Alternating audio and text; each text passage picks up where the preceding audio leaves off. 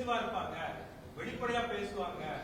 ஆனா இப்ப ஏதோ ஒரு கட்டுப்பாட்டோட வந்து யாரோ பிடிச்சி உங்களை இழுக்கிற மாதிரி ஒரு நிலையில இன்னைக்கு இருக்கீங்க. கூட்டணியில திமுக கூட்டணியில இருக்கிறதுனால திமுக அரசு செய்கின்ற தவறுகளுக்கு எல்லாம் வந்து நீங்களும் பொறுப்பாக்கப்படுறீங்க அப்படின்ற மாதிரி ஒரு அப்சர்வேஷன் இருக்கு. இதை நீங்க எப்படி எதிர்கொள்றீங்க? என்ன சொல்ல வருது? இல்ல அவங்க செய்யற தவறுகளுக்கு நாங்க பொறுப்புனா அவங்க செய்யற நல்லதுக்கெல்லாம் நாங்க பொறுப்பு நீங்க சொல்றீங்களா? அவங்க செய்யற நல்லதுக்கெல்லாம் நாங்களே செய்யறதா பொறுப்பு யாராவது ஏத்துக்கிறீங்களா? அது அரசாங்கம் பண்ணுது, அது திமுக பண்ணுது. அவங்க செய்யற தப்புக்கு மட்டும் எப்படி நாங்க பொறுப்பாக முடியும்? அவங்க செய்யற நல்லதை வரவேற்கிறோம், தவறுன்னு சொல்றதை நாங்க வந்து தவறுன்னு எதிர்த்து எங்களுடைய கருத்துக்களை தெளிவுபடுத்துறோம், போராட்டத்தின் மூலமா தெளிவுபடுத்துறோம், சட்டமன்றத்தில் எதிர்த்து குரல் கொடுக்கிறோம். அந்த முறையில் தானே பண்ண முடியும்.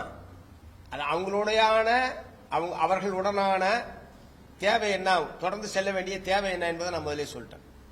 மத்திய அரசாங்கம் ஒரு பாசிச சக்தி மத்தியில் ஆட்சி பொறுப்பெடுக்கக்கூடிய நிலையில் அதை எதிர்த்த போராட்டத்தில் திமுகவினுடைய பங்களிப்பு என்பது மிக மிக அவசியமானது, முக்கியமானது. சோ அதுக்கு உட்பட்டு அதே நேரத்தில் மக்கள் நலன் சார்ந்த பிரச்சனை சமரசமற்ற போராட்டத்தை நாங்கள் நடத்திட்டு இருக்கிறோம், இனிமேலும் நடத்துவோம். தேசிய கல்விக் கொள்கையை வந்து 2020 மறைமுகமா இம்ப்ளிமெண்ட் பண்ற மாதிரி சில ஸ்கீம்ஸ் வந்து கொண்டு வராங்க அப்படின்னு ஒரு முக்கியமான அறிக்கை கொடுத்திருந்தாரு. உடனடியா பள்ளிக்கல்வித்துறை அமைச்சர் அதை நான் வன்மையா கண்டிக்கிறேன், அந்த மாதிரிலாம் எதுவுமே இல்லை அப்படின்னு சொல்லி மறுத்துட்டாரு. ஆனா இன்னைக்கு வரைக்கும் அந்த இஷ்யூ உண்மைதான் அப்படின்னு பல பேர் பேசுறாங்க. ஜவஹர்நேசன் அவர்கள் கல்விக் கொள்கை குழு இருந்து வெளியேறும் போது இவர் என்ன காரணத்தை சொன்னாரோ அதே தான் சொன்னார், மறைமுகமா திணிக்கிறாங்கன்னு சொன்னார். ஆனா இப்ப வரைக்கும் பதில் இல்லை. இல்ல அந்த இதை பொறுத்த வரைக்கும் ஊடகங்கள்ல பத்திரிகைகள்ல 500 அரசு பள்ளிகளை தனியாரிடம் தத்து கொடுப்பது என்கிற முறையில் அது வந்திருக்கு. அது ரொம்ப அரசு பள்ளிகளை போய் தனியார்ட்ட தத்து கொடுக்கறதுன்றதை யாராவது ஏற்க முடியுமா?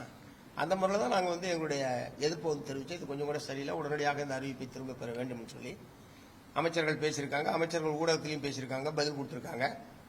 அந்த மாதிரி இல்லைன்னு சொன்னா ஓகே வரவேற்கிறோம் அப்படின்றத நாங்கள் மறுநாளே அது சொல்லிட்டோம். ஒருவேளை மீண்டும் அத்தகைய நிலைப்பாட்டில் தான் அரசாங்கம் இருக்குன்னா நாங்கள் கடுமையாக இருப்போம். அரசாங்க பள்ளிகளை மேம்படுத்துவது, அதனுடைய கட்டமைப்பு வசதிகளை அதிகப்படுத்துவதற்கான நிதி ஒதுக்கீட்டை அதிகப்படுத்துவது எல்லாமே மாநில அரசாங்கம் செய்யணும். மற்றவர்களை சார்ந்து மற்றவர்களுடைய கையை எதிர்பார்த்து அரசு பள்ளிகளை வைத்திருப்பது என்பது ஏற்புள்ள. அரசு பள்ளிக்கு போறது ஏழை எளிய மாணவர்கள் தான். ஸோ அதுக்குரிய எல்லா விதமான கட்டமைப்பு வசதிகளுடன் கூடிய இதாக அது வந்து இருக்கணும். அதனால அமைச்சர் அது அப்படி இல்லைன்னு சொல்லிட்டாரு. அதனால அந்த பிரச்சனை தத்தெடுப்புன்ற வார்த்தையை நாம் பயன்படுத்தல, தனியார் பள்ளி சங்கம் பயன்படுத்தல, தத்தெடுப்புன்ற வார்த்தை தப்புங்கிறாரு தவிர அந்த நீங்க சொல்றீங்க பாத்தீங்களா கட்டமைப்பு, நிர்வாகம், மற்ற சில விஷயங்களுக்கு உதவி பண்றது தனியார் பள்ளிகள் பக்கத்துல இருக்க அரசு பள்ளிகளுக்கு பண்ணலாம் அப்படிங்கறத இப்ப இவங்க பேசிட்டு இருக்காங்க. இல்ல எங்களை பொறுத்த வரைக்கும் அதை ஏற்கல. அப்படியே பண்றதா இருந்தாலும் மாவட்ட ஆட்சித்தலைவர் மூலமா மாவட்ட ஆட்சித்தலைவர் அந்த ஃபண்டை கொடுத்து எந்த பள்ளிக்கு பண்ணணும், எங்க தேவை இருக்கு என்கிற முறையில் அதை பண்ணுமே தவிர தன்னிச்சையாக தனியார் பள்ளி நிர்வாகங்கள் இந்த வேலையில ஈடுபடுறதுன்றதை நாங்க ஏற்கல. இப்பயும் ஒருவேளை அப்படி இருந்தா கூட அதை வந்து நாங்க ஏற்கல. அதுதான் ஓகே. சமீபத்துல முதலமைச்சர் அடிக்கடி பேசுற ஒரு விஷயம் வந்து நாங்கள் 200 தொகுதிகள்ல ஜெயிப்போம் அப்படின்னு 200 சீட்ஸ் அப்படின்னு பிக்ஸ் பண்ணிருக்காரு.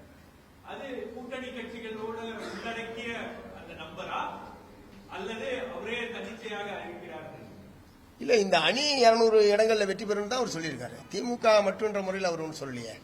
திமுக தலைமையிலான இந்த அணி 200 இடங்களில் வெற்றி பெறும் முறையில் தான் அவர் சொல்லியிருக்காரு. அப்படிதான் சொல்லியிருக்காரு, நான் நினைச்சிருக்கேன். இல்ல இல்ல இல்ல இல்ல அடுத்து வரக்கூடிய தேர்தல் அப்புறம் தோத்து போயிரும் சொல்லுவாங்க. எல்லா கட்சி தலைவர்களுமே தேர்தல் முடிஞ்சு ரிசல்ட் வர வரைக்கும் கேளுங்க, எல்லா தலைவர்களுமே ஜெயிப்போம் தான் சொல்லுவோம். அது தேர்தல் ரிசல்ட் வந்த பிறகு பார்க்க வேண்டியது. இதை பொறுத்த வரைக்கும் அவர்கள் செய்திருக்கிற ஒரு செயல்பாடுகள் மூலமாக ஒரு கூடுதல் எண்ணிக்கை வரும் என்கிற முறையில் முதலமைச்சர் சொல்லியிருக்காரு. அது கூட்டணி கட்சிகள் தவிர்த்து என்ற முறையில் அவர் சொல்லணும். இல்ல இல்ல இல்ல எங்களோட அது இவ்வளவு ஏர்லாம் கலந்து பேசுற பிரச்சனை எங்க இருக்கு? இது ரொம்ப அட்வான்ஸ் இல்ல.